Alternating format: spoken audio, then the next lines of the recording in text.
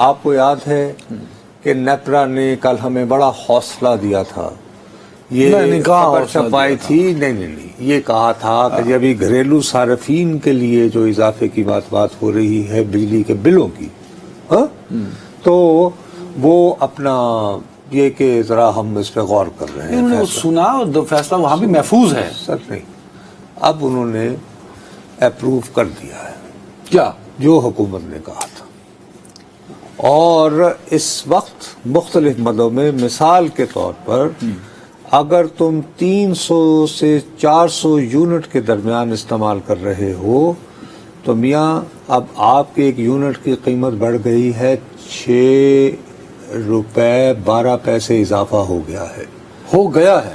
اب آپ کو جو بل آئے گا اس میں 300 سے 400 یونٹ کے درمیان والے صاحبان جو ہیں ان کو ایک یونٹ 41 روپے 26 پیسے کا پڑے گا. 6 روپے اضافہ ہوا ہے. جی سر، اور اس طرح پھر وہ بڑھتا چلا گیا ہے. اب اور اسی حساب سے ٹیکسز پڑیں گے. ظاہر ہے یہ تو ایوریجلی جس کا 300 کے حساب سے بل آیا تھا جو وہ میں نے جب بیٹھے ضرب دے دی تو اس کا جو بل اس مہینے آیا تھا اب اس اضافے کے بعد اس کے بل میں کم از کم 4,500 روپے کا اضافہ ہو جائے گا. کم از کم منیمم. کیلکولیشن اگر نہ بھی ہو تو 3,000 تو کہیں نہیں گیا نا.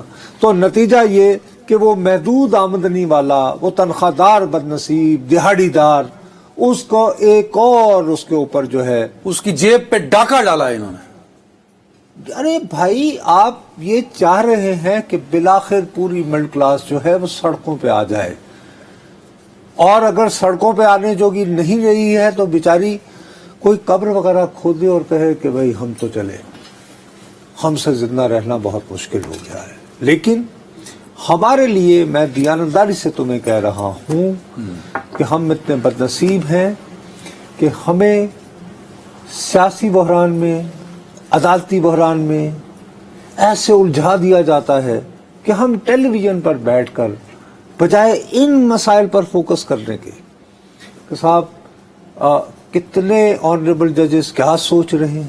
اب یار یہ کیا بات ہے؟ کوئی فرض کرو میں ایک بات کرتا ہوں، تم اس معاملے میں ایک فریق ہو، میں ایک بات کرتا ہوں یہ جو مخصوص نشستوں کا ہے، let's say you R P T I, اور یہ مان لیتے ہیں کہ صاحب پی ٹی آئی کی جو تمنا ہے وہ پوری ہوئی کہ میں نے جو الیکشنز میں تمام تر مشکلات کے باوجود 8 فروری کو جتنے ووٹ لیے تھے ان کو اجتماعی طور پر گن کے تو مجھے میرے حصے کی خواتین کے لیے اور اقلیتوں کے لیے مختص نشستیں دے دی جائیں.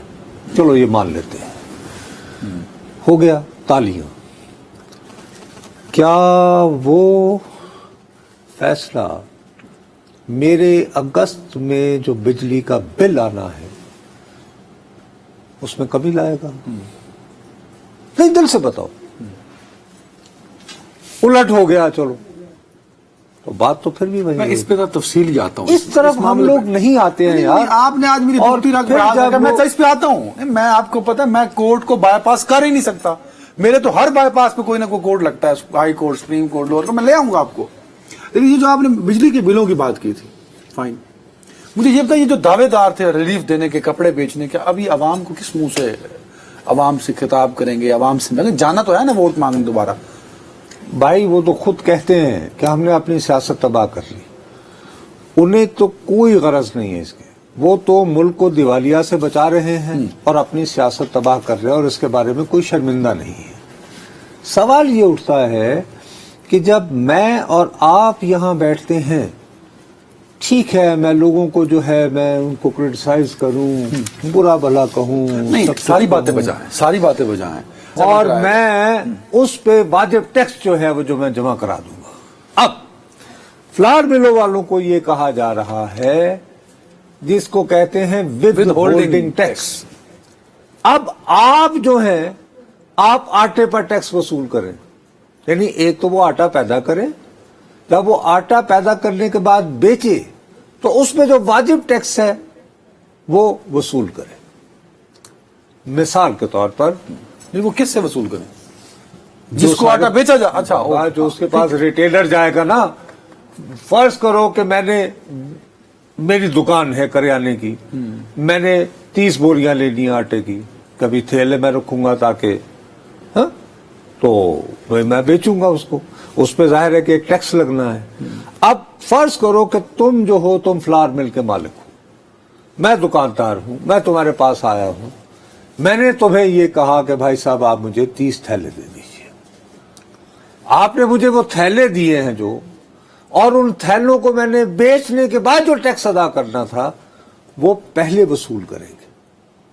वो बन रहा है कुछ 605 रुपए एक बोरी पे, एक, वो जो थैला टाइप की चीज है। अच्छा, अब अमूमन इसमें एक और मसला है। हुकूमत जो है वो, हमारे मुल्क में चीनी की कीमत बढ़ जाए तो इतना बड़ा अजाब नहीं आता। आटे की कीमत जो है वो शहरों में हंगामा आराई का सबब होती है। अच्छा, एक इसमें मुझे याद है, वो आपने एक चीज क्लियर करने, 10,000 का जो आटा था जी, वो हमें वो अगर टैक्स पड़ेगा वो 11,000 का पड़ता था। 10,000 की गंदम का आटा, यार 10,000 की गंदम का आटा 11,000 में पड़ता था। अब टैक्स लगने के बाद वो 600 रुपए ऐड उस पे हो जाएंगे, उस पे 11,605 रुपए हो जाएंगे। इस पे क्या वो जो आटा खरीद रहा है, हम जो आटा खरीद, उस पे भी टैक्स पड़ जाएगा ये? भाई ऑटोमेटिकली जाहिर है कि उसने तो इसको दिया ना, तो वो जब अपनी दुकान पे बेचेगा तो वो ये उससे वसूल करेगा मुझसे। एक काम, भाई मैं दुकानदार, तुमने मुझसे फिर खरीदने आए, अल्टीमेटली खून फिर गरीब का चूसा जाएगा।